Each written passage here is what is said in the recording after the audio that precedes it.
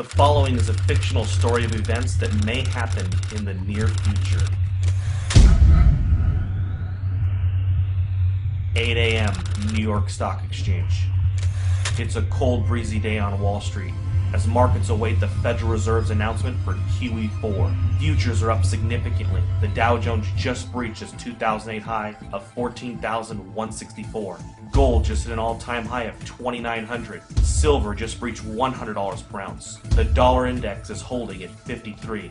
With official unemployment at 16.3%, there is a nervous feeling on Wall Street that if this doesn't work, the world could implode into a depression that will last for the remainder of the decade. 8:19 a.m. Beijing. Chinese officials announced that they can no longer allow Washington to devalue their holdings. After making their concerns private, China accepts that Washington will never stop paying its debts with inflated currency.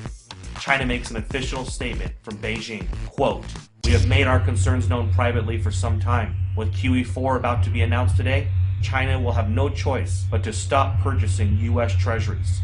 We have allowed Washington to try to work through their imbalances for 4 years. But with global inflation and U.S. consumers rapidly shrinking as a percentage of global GDP, we feel that a Western recovery is unlikely until they reform their entitlement programs."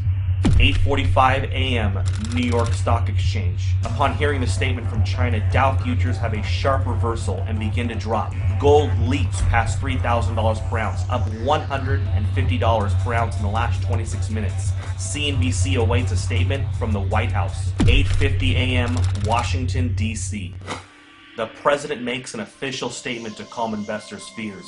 He tells Americans that he has spoken with several G20 leaders. They have assured him that they will continue to increase their purchase of treasuries and believe that a strong U.S. economy is the only thing that will bring back global prosperity. He has also spoken to Chairman Bernanke, who assures him that a strong dollar will be the result of QE4. The president also reminds Americans that his recent New Deal recovery programs that he passed through executive order will increase the likelihood of a lasting recovery. He also notes that Beijing, since 2009, has slowly been reducing their holdings, so the impact will be minimal. 9:51 a.m. New York.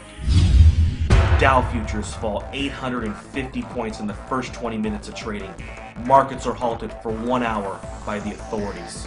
10 a.m. Main Street, America. The news about the stock market in China has now spread.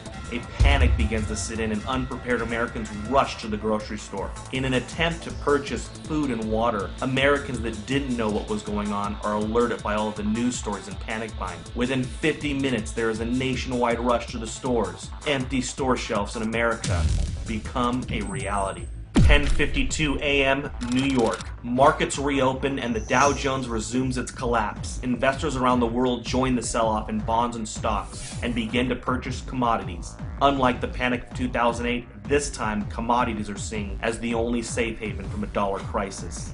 11:30 a.m. New York. The Dow falls 1,700 points since reopening. Trading is halted for at least 2 hours. The Federal Reserve injects $200 billion into the markets and announces that QE4 will be delayed until further notice. Congress is called back to D.C. for an emergency joint session. Some members of Congress are saying that they consider China's statement a financial attack.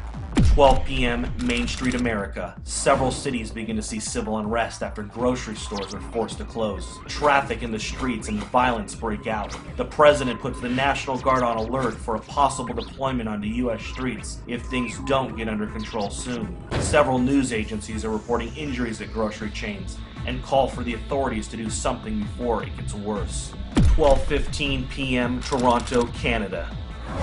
George Soros tells CNBC that a run on treasuries is imminent and that there is nothing the government can do to stop it. He says it is unfortunate that a controlled decline of the dollar was not coordinated better over the years. Today really could have been avoided if not for the Tea Party politicians who demanded fiscal responsibility and a constitutional government. 3 p.m.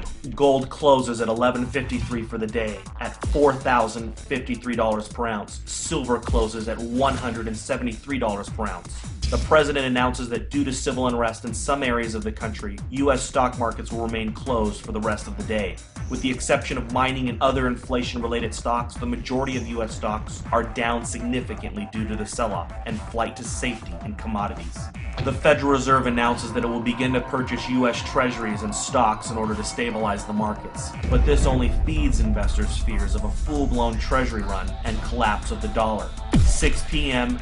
Asia. Asian markets begin a massive sell-off. Dollar collapse rumors begin to take hold of the markets. CNBC Asia looks into a possible COMEX default and complete breakdown in the U.S. economy. Gold spikes in Asia, up 17.50 in the first complete hour of trading. Gold is now at 58.03. 7 p.m. Gold and silver bullion dealers across the world have suspended all sales due to no inventory. A COMEX default is now expected. Several central bank representatives propose a freeze on currency markets and a fixed devaluation of the US dollar in order to calm investors. 7:30 p.m. the United States. The sun sets on America. In the last 12 hours, the world has changed. Americans are glued to their televisions, taking a crash course on a debauched currency.